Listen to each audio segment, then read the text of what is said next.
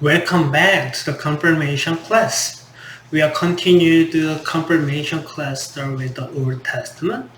So now we reach to the Exodus. So today, let's think about the Exodus together. So before we start as we do, let's see the video first about the Exodus.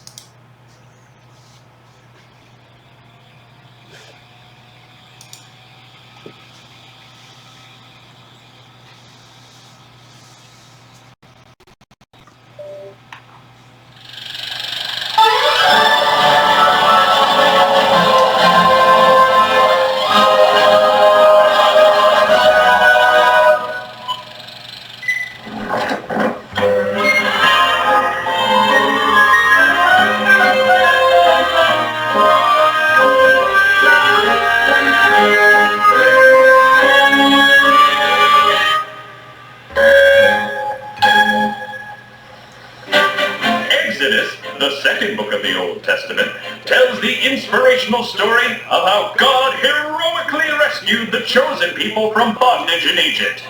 And like the burning bush that appeared to Moses, God's benevolent behavior in Exodus reveals a colorful, fiery personality that burns brightly but never burns out. Exodus states that the Israelites were enslaved in Egypt for 430 years by Pharaoh, who was worshipped throughout Egypt as a god himself. One might ask, why did God allow the chosen people to be enslaved in the first place? Wouldn't it have been easier to just skip that part? No. Where was I? Yes. God heard their cries. First, God sent Moses before Pharaoh with a message. And when simple, direct communication failed to impress Pharaoh, God responded with, more colorful tactics, sending 10 rather nasty plagues. The Egyptians' water turned to blood. They were swamped by an army of frogs. This was followed by gnats, flies, diseased cows, boils, firestorms, locusts, darkness, and the death of all the Egyptians' firstborn children. Again, you might ask, couldn't God have found a less disgusting and tragic way to free the chosen people? Or perhaps eliminate Pharaoh directly? Yes, but no! Pharaoh, disheartened by the plagues that ruined his land and took his son, decided to free the Israelites. But then, God hardened Pharaoh's heart and sent him off in pursuit of the chosen people. The Egyptian army pursued the escaped Israelites, trapping them by the banks of the Red Sea, with God's now well-established flair for the dramatic. God parted the water for the Israelites, but closed the sea again as Pharaoh's army gave chase. Finally, the Israelites were saved. And now God would lead them directly to the promised land of Canaan. After a 40-year detour in the harsh and unforgiving wilderness, where most of them, including Moses, would die before ever reaching the promised land. And so we see, Exodus really is the simple story of the chosen people being delivered almost immediately out of slavery by our benevolent and all-powerful God.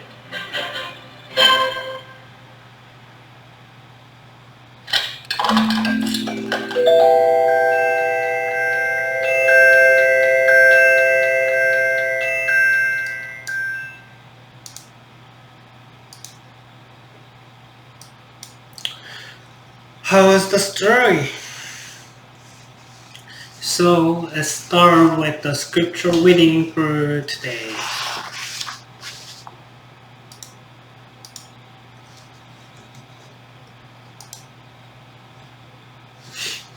So the first scripture reading comes from Exodus chapter 3 verses 1 through 15. Moses was taking care of the flocks for his father-in-law, Jethro, Midian's priest.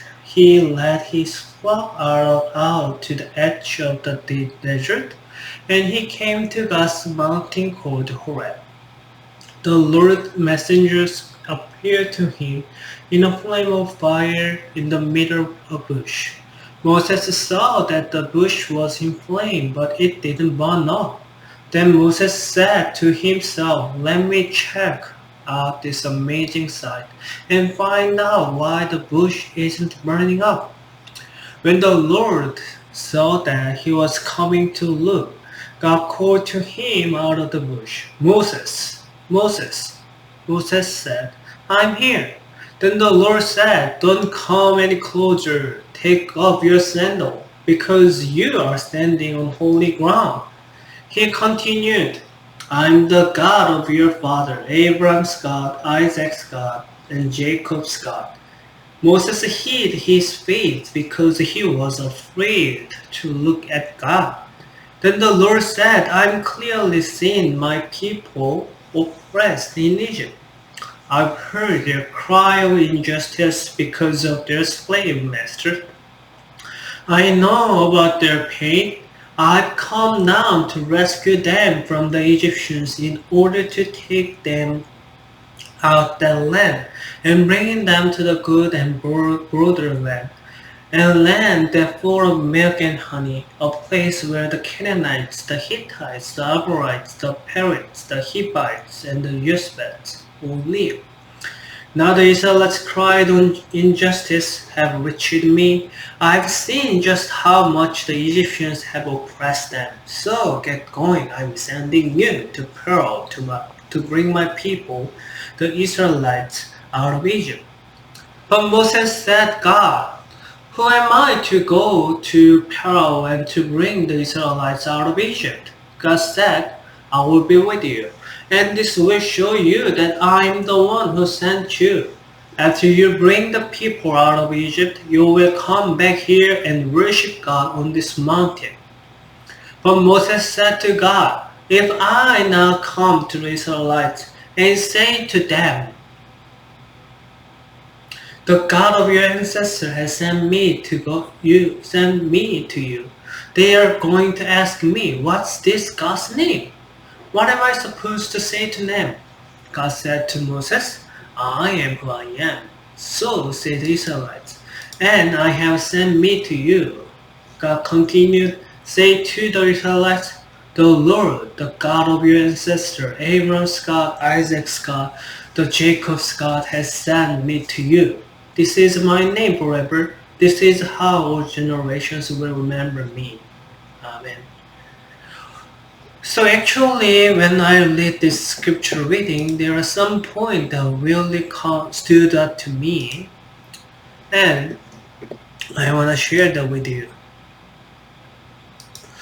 So sometimes when we are in the hardship, we thought God never heard our prayer, or we cannot share where God is. But this scripture firmly says, even though the Israelites in Egypt as a slavery and they cry out for God, but there were no answer for 400 years. But God says, "I've clearly seen my people oppressed in Egypt, and I've heard their cry of injustice because of their slave master. I know about their pain, and I come down to rescue them from Egyptians in order to take them out." So here God firmly says, "I saw and I heard your hardship, and I know about your pain. So I will do something for you. I will come down to you and I will rescue you." And for this, God called Moses. So when we are in the hardship, in the difficulties, we need to remember that God sees our hardship, and God heard our prayer, and God knows our pain, and God does not stop there. God will come down for us, and God will save us. That is the story of the Exodus. So now let's turn to page 13 of your textbook. So the first part of the Exodus is the story about between Pharaoh and Yahweh, God. God chose Moses as God's representative, and there was kinds of battle between the Pharaoh and Yahweh, God. So as the first part of the Pharaoh means great house. Good luck getting the Hebrews out of there. But God says, God made a promise to Abraham and Sarah, and God remembered the promises. God will send them out and keep His promises. So actually Pharaoh was in the person who is the top of the power pyramid. And God chose the people at the bottom of that pyramid and to reverse it. And Pharaoh says nobody gonna steal his slaves, not even that other God. But God has heard the cries of people, and now God is ready to rescue them. But when we see or read the story of the Exodus, we find some kinds of questions. That I think the first question is, why did God choose Israel, not any other nations like Egypt, like Korea, or any other nations? Why? Why did God choose Israel? So the hint is Israel was in the bottom of the power pyramid. So they were kinds of powerless people, they are weak people, they are small people. But God chose them because it is the most efficient way to show who God is. By using them, God shows God's power. That could be the one reason why did God choose Israel. Think about another reason and please share with me. And the other question is, was it only way? So as you know, the Exodus is kind of very cruel story with the 10 plagues, and the river changed to blood and continually, and finally all the first son from the people, from the animals that died. And the Egyptian army died at the Red Sea.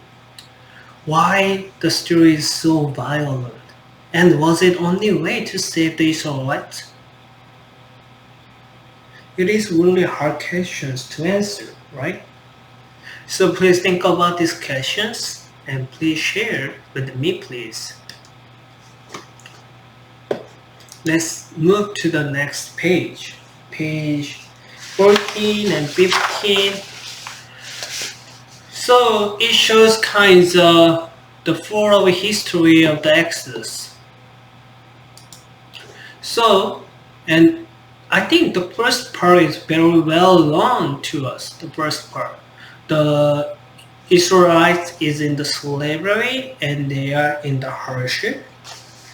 And God heard their cry and God sent Moses. And Moses said to Pharaoh, let my people go. But the Pharaoh did not listen about it. And finally God shows the 10 plagues. Through this, God shows who God is to the Pharaoh and who is the real God. And so God takes the people out of the slavery. And as they cross the Red Sea, they becomes the freedom. This is the first part of the Exodus story. But what of the rest? The other second half of the Exodus could be. And actually that is the story of the God takes the slavery out of the people. So even though they get out from the Egypt, the land of slavery, the people of Israel who are in the desert continually commit the sin and continually remember the place, the Egypt. They want to go back to the Egypt by facing the hardship in the desert, like a lack of the water, lack of the food, disputes, conflict. So one of the most example could be like this story.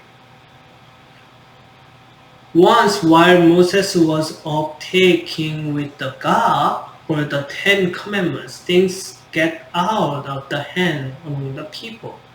They forgot all that God has promised them. So they made a statue of the golden calf. So I'm reading this part.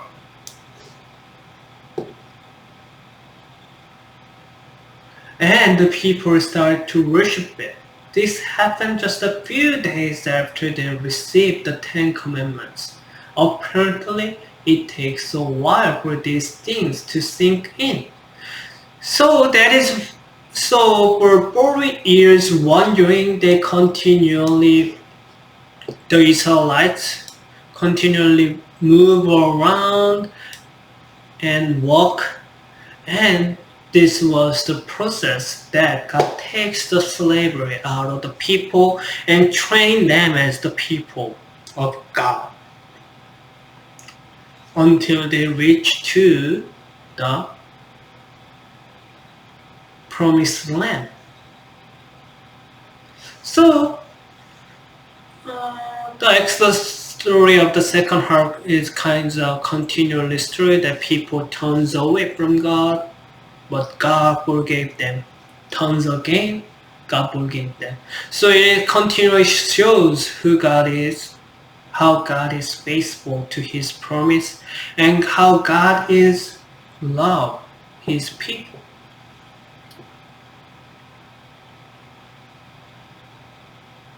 So, if you have any questions about Exodus story, please feel free to contact me and ask through the email. So here is our kinds of homework for today. First is map it out. It is from the page 16 of your textbook. When we read the scripture for Exodus, we saw that God sees and God hears. God sees Israelites' hardship, God hears their prayer, and God acts to rescue. So using the see, think, act steps as a guide, recount the way serve or help solve a problem this past month. So think about your hardship, or think about your experience of difficulties, and where God is in that hardship and in that difficulties. How God sees your hardship, and how God think or heard your hardship, and what God did.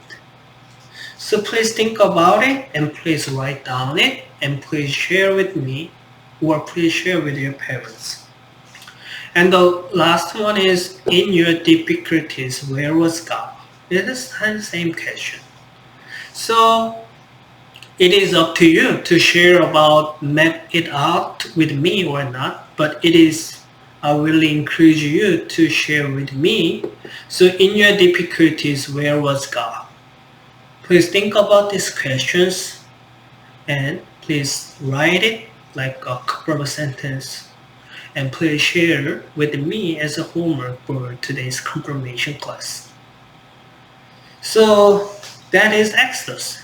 Exodus is a story that God is with us in our hardship and in our difficulties, and God is so faithful. So now let's move to next class. See you at the next class.